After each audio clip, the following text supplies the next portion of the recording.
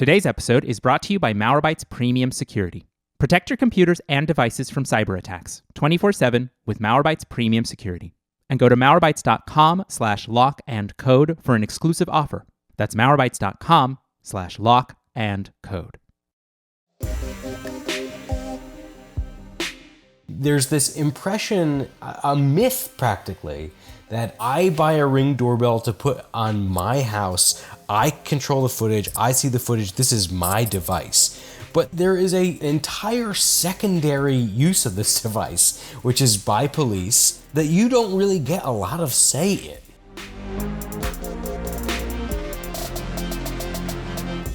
This is Lock and Code, a Malwarebytes podcast. I'm your host, David Ruiz.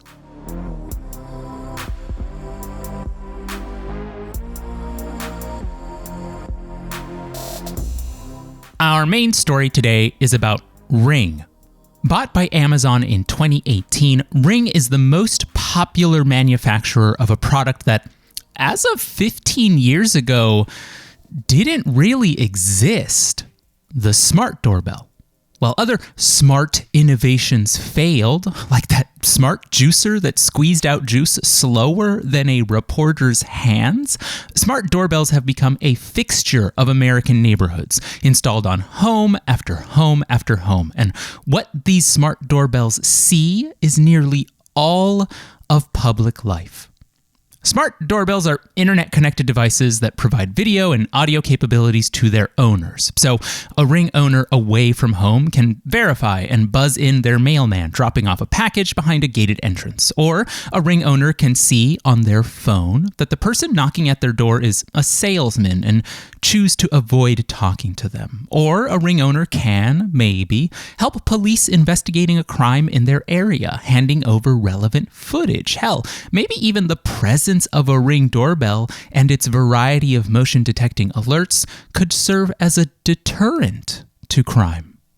That last hypothetical has a big believer behind it. In 2014, when Ring was just gaining traction, CEO Jamie Simonoff said that his company was interested in, quote, building some kind of pre-crime system, end quote. Pre-crime doesn't exist. We have talked about it on this podcast, but safety, perceived or measured, is compelling. Look, smart doorbells have captured vital footage used in police investigations. Smart doorbells do calm parents wondering when their teenagers and adult children will make it safely back home after a night out. And smart doorbells do provide video and images that neighborhoods use to warn residents about theft. People liked this until last month. On February 8th, during the Super Bowl in the United States, Ring aired a commercial promoting a feature called Search Party, in which the company uses AI image recognition to scan the footage of many individual doorbells in a given area. In the commercial, that feature was used to help find a lost dog. But beyond the commercial, people wondered, what else could Ring find? As U.S. Senator Ed Markey wrote on social media, quote, Ring's Super Bowl ad exposed a scary truth. The technology in its doorbell cameras could be used to hunt down a lost pet or a person. Amazon must discontinue its dystopian monitoring features, end quote. Today, to help us understand Amazon's Ring devices, what they record, who can access them, and how a growing surveillance network crept into American neighborhoods, we're speaking with Matthew Guariglia, Senior Policy Analyst for Electronic Frontier Foundation. Matt, welcome back to the show. Happy to be back on the show. We are excited to have you, and we have a lot to get into for what is probably, I think, the most popular device we've spoken about on the show. So let's just go, right? I wanted to start by asking what makes Ring, the company, different, because this isn't just about smart doorbells. It's about who operates them, like what priorities they have, and how they may work against us. So what don't people know about Ring, right, which is now owned by Amazon? What don't they know that they should? That's a great question. I mean, I think the first thing to know about Ring is that it is ubiquitous. When I first got my job monitoring emerging surveillance tech, one of the questions I was asked was, what do you think is a privacy concern that is the most omnipresent and yet we're not talking about yet? And I had been living in Brooklyn at the time, and I had just recently on a walked around and realized that these doorbells were popping up everywhere all of a sudden. I think the first thing to know about Amazon is that Ring cameras are ubiquitous and they are connected. For most people, unless you have enabled end-to-end encryption, your footage is sitting on an Amazon server that they have access to, and they have access to it alongside all of your neighbors' footage as well.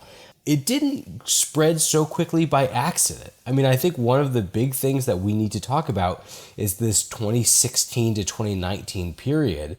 During that time, Ring essentially deputized police to be salespeople for them. Police were under direction at that time to go out and encourage victims of crime to adopt Ring cameras. And sometimes even they were given discount codes so that victims of crime could use a police officer's discount code to buy a Ring camera, and then that officer would get perks and kickbacks the more their discount code was used. So police played a very, very big role in how Ring spread so fast. So, okay, for folks who may not be aware of that, can we just dig into that? Police were salesmen? Like, because that's what it feels like is being said here. Police just sold rings. Like, they didn't, they weren't going door to door and being like, will you please buy this ring? But they were clearly hawking them in a sense. Is that right? Yes, I mean, absolutely. And there were a number of incentives that helped them do that. The first was, like I said, oftentimes they were given these kind of kickbacks using discount codes, and we specifically did a report with the LA Times about the LAPD doing that.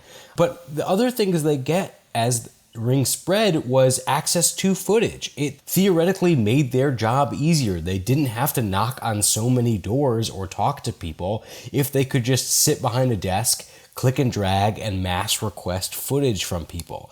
And so Ring, in order to get buy-in from police, created a interface. They created a tool so that, if you were a police officer in 2017, it made sense that you would encourage people to buy Ring cameras, because the more Ring cameras there were, the more you could sit behind your desk, access your free Ring tool, click and drag a box on a map, and every Ring user in that area would get a request for you to share your footage.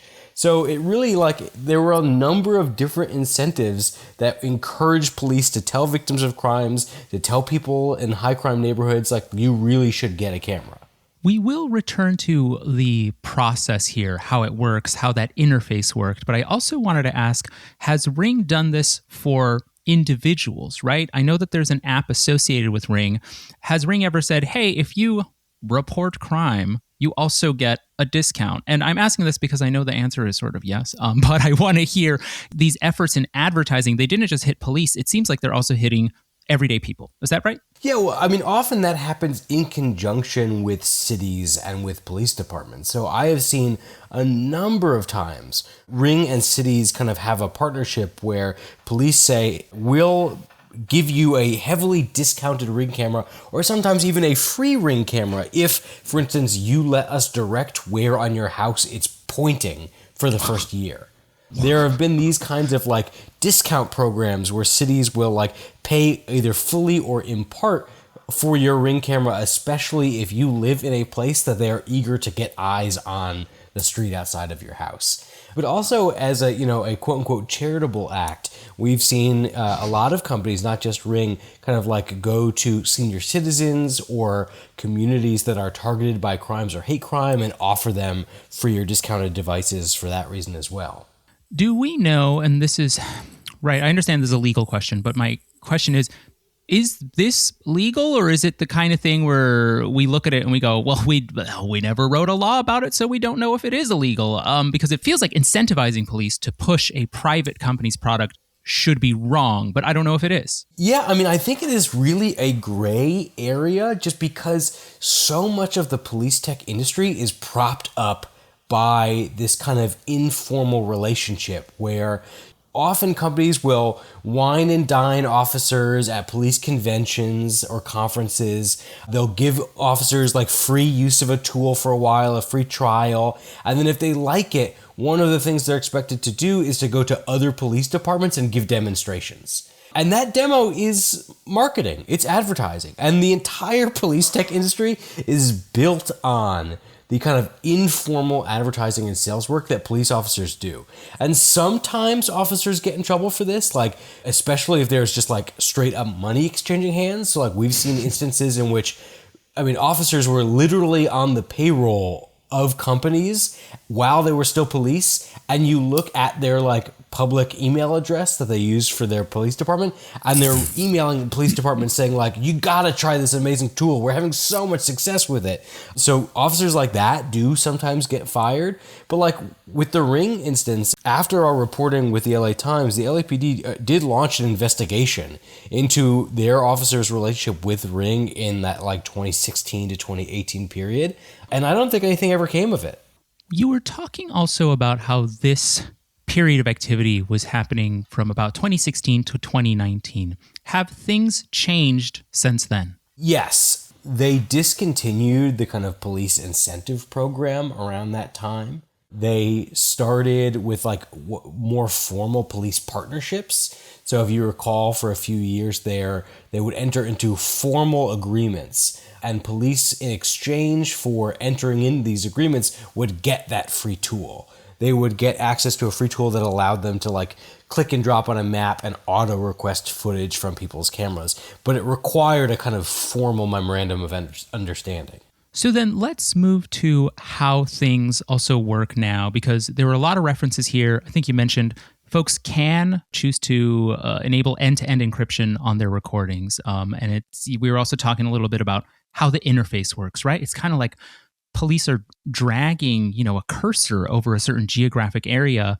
And by doing that, they can request footage from those places. So I want to get really basic here. I want to just understand, when it comes to Ring recordings, who can access the footage both within the company, but also outside of the company? Yeah, that's a good question. And I think it kind of depends on what era we're talking about, because in between this initial kind of police partnership, Jamie Siminoff one era, there was an era of reform where Jamie was out as CEO, there was a new CEO, and they really pivoted. They introduced end-to-end encryption. They ended police partnerships. They said that Ring would no longer facilitate requests, that if police wanted Ring footage, they had to go knock on your door, that Ring as a company would not like create a tool that would allow them to do that. Even the marketing pivoted. Suddenly the commercials were not about crime. They were about like catching your dad slipping on the ice outside, like catching life's funny little moments on a Ring camera. Yeah. And then what happened is, just last year, Jamie Siminoff came back as CEO. They undid a lot of those reforms, and they pivoted hard back to crime. So what it looks like now is Axon, which is a huge police surveillance company. They're the biggest maker of body-worn cameras. They're the inventor and original salesperson of Taser. They created a tool in partnership with Ring that would basically mimic that first police request tool that was discontinued. So now, once again, we've returned to an era where police can click and drag on a map. They could request from a certain geographical area Ring footage from a specific time period, and people will just get those requests, I think, on their Ring app as a like direct pop-up, like share with police kind of alert. What rules are there also for restricting police or even just law enforcement agencies from making broad requests, like requests that are out of their jurisdiction? I'm trying to understand here, if I'm a police officer in like New Jersey, right? Can I request Ring footage from California? Like, is there anything that prevents me from doing that? The only thing that would prevent you from doing that is the interface of Axon and Ring. There's nothing preventing them from doing that other than like the design of the tech they're using. And this is something we're seeing with Flock, right? Where Flock customers are doing nationwide queries of license plate readers, and they're able to query, over 80,000 Flock cameras nationwide to look for a specific license plate. So I think it's just about the company and about the interface. You were also saying here that, if you receive a notification like, hey, do you want to share this footage? What choices do individuals have to comply with police requests or to ignore them? Like, is the language saying like, oh, maybe next time you could share the footage? Like, I don't know if it's like similar to when you unsubscribe from a newsletter. They're like, we're so sorry to see you go. I don't care about that. I'm just trying to unsubscribe, right? So I'm just kind of curious, what are the intricacies here of how much choice I have to say no? Yeah, I mean, I think that you get the request and you can say, I will not share this with police. And we know from the past that, I mean, Ring, with all of its marketing prowess and its large communications department, has helped police departments tailor their requests to increase the likelihood that people will say yes to sharing footage. But I think that's something that off-puts some people. Is it's one thing to get a request for 1 hour of footage for the reason being listed as like you're a bike theft in your neighborhood. But sometimes, you've seen requests that are like 12 hours at a time. And I think the thing that's particularly concerning, as this network grows and people put more and more Ring branded cameras inside their home as well as outside, is the distinction of when police request footage from you, we'd like 2 hours of footage from midnight till 2 a.m., is whether or not you can distinguish what cameras you're giving them footage from. Because I've definitely seen requests from police where they want footage, and when somebody consents, yes, I'm handing over my footage, they're getting 2 hours of footage, but from 6 different cameras inside and outside the home. Wow. You were also mentioning here that folks can enable end-to-end encryption on what sounds like their footage. Who does that help? Like, what is that? Why is that even available? Yeah, and this goes back to your question of like who actually has access to this footage. You should know that like in the past, people have been fired at Ring for accessing people's footage. They claim they don't or they can't anymore, but I mean that is definitely just sitting on their server. And so they have access to it, and they're the ultimate decider of who it goes to and who gets to see it. So one of the things about putting on end-to-end encryption is when you do it, you are the only person with the keys to that footage. What we've seen in the past is rather than like deal with the Ring owner and going and knocking on your door or sending you a warrant if you say, no, I don't want to share voluntarily my footage with you, is police just send a warrant straight to Amazon. They don't want to deal with you. They don't want to deal with the Ring owner. They have a like very, very well-polished, well-rehearsed kind of relationship and infrastructure with Ring where they can send the warrant there and get footage back. And so when you enable end-to-end encryption, you are making sure that you are the only person who will get that warrant, that you are the only person with the ultimate say over where that footage goes. And really what we're trying to do here is get to like a digital version of what security cameras used to be, which is, a security camera that like backed up to a VCR in your garage. And if anybody wanted to see that footage, you knew about it because you were the only person they could get it from. I wanted to pivot a bit here because we've been talking about this broad access and we've been talking about it with a tone of concern, right? This wasn't available in the past. But I also want to address that for a lot of folks, again, they do see these things as tools that help solve crime. I mean, in the United States, right, we're currently watching, I think, a very high-profile abduction in the news, and it's a case that does include smart doorbell footage, right, the abduction of Nancy Guthrie. So if these devices help solve crimes, what is the harm in the police accessing them? People have the right to, at the end of the day, have the right to put these doorbells on their houses if they want. Like that's their prerogative. It's a commercial technology. You can do it. But the thing that you have to think about is the ways in which you make your neighbors, your communities, the people who work and live around your house and your family vulnerable to what could be done with surveillance, right? So like what is the most embarrassing or the most incriminating thing your camera could capture about you or the people you love or your neighbors? You don't get to choose how these cameras are used, and you don't really get to use what they're going to collect over time. And that includes video and it includes audio. Because I think one thing people don't really think about is that when motion triggers these cameras, they have very sensitive microphones that are collecting like conversation level audio, according to some studies, like up to 30 to 50 feet away. And so you have to think about really like in what ways you're making yourself and your family vulnerable by having recorded somewhere that you don't control audio and video of you drinking a beer on your porch or your neighbor who might be an immigrant. I like this framing because it also posits that these products aren't things we own. They're things that we are getting on loan to power something else, right? It's not that we're getting, the power of neighborhood security through video. It's that we're installing the power of broad police surveillance everywhere. You know how they used to say like, oh, if you didn't buy the product, you are the product. Here it's like, no, I bought the product and yet I am still the product. And it feels unfair. They sell Ring as a consumer-facing device, right? There's this impression, a myth practically, that I buy a Ring doorbell to put on my house. I control the footage. I see the footage. This is my device. But there is an entire secondary use of this device, which is by police, that you don't really get a lot of say in. I wanted to move also to the Super Bowl commercial because you were saying, right, when we think about putting this device on the front of our home, we also have to think about how we are opening up our neighbors to surveillance, our visitors to surveillance, our family who come by, to drop something off. And so that Super Bowl commercial, it did reveal the extent of the company's image detection capabilities, right? It's saying, hey, we can find dogs. What else can Ring find, right? Who else can Ring find in my neighborhood? Yeah, I mean, whenever anybody hears the word feature, what they should be hearing is the word infrastructure. This is infrastructure to do AI recognition of objects. The feature is looking for dogs, but that is not where it stops because it is infrastructure. It can be used for any sorts of thing.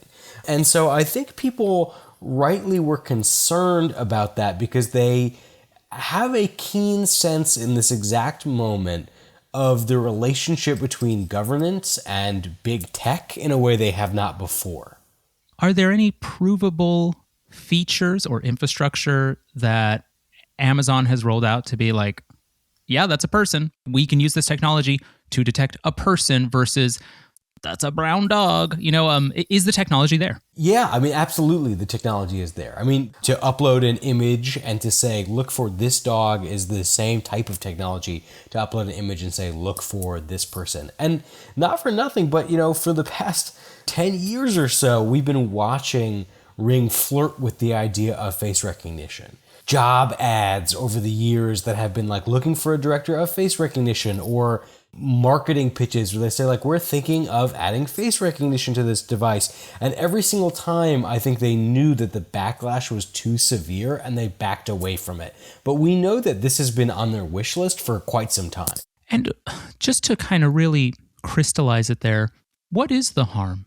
Because we do talk on this show sometimes about, AI image recognition, particularly for faces, is bad. It's not good at determining who is who frequently. And so I could, project and say, if there's an alleged suspect out there and there are Ring devices that have been turned on to say, find this person, and let's say it captures me, let's say it captures my friend, even though it's wrong, and the police still get sent out and I still get arrested on suspicion. That's one possible case here, but I want to just, again, really crystallize it for folks. What's the harm in having facial recognition deployed within your neighborhood at the behest of police? Yeah, I mean, facial recognition is, in essence, a search of your face. It is to say that I think you might be a suspect of a crime, and I am going to compare your face against suspect faces to see if you are that person or not. And that sounds great in theory, but the problem is facial recognition, one, gets it wrong a lot. And so what we're saying is that, you are allowing your device to essentially become a digital tool of racial profiling. Because what we know is that especially with black and brown faces, facial recognition is wrong a lot more often than with white faces. And so you are allowing your personal device, which you put on the door just to see if there was a salesperson that you should avoid or not, now to racial profile and sick police on people who might be under suspicion just because of the color of their face. And not to mention that, facial recognition, just even if it worked properly all the time is a threat to civil liberties. If a protest comes down your street and your camera has the capability of scanning all the faces who walk by, there is very real concern that we're opening up our devices to becoming tools of retribution for people's First Amendment protected activities. I think it's so important to hammer on that note there, right? Because sometimes we can see a privacy invasive technology being used for alleged security reasons, and we definitely message, okay, it doesn't work. But then obviously the question is like, well, if it works, does it make it okay?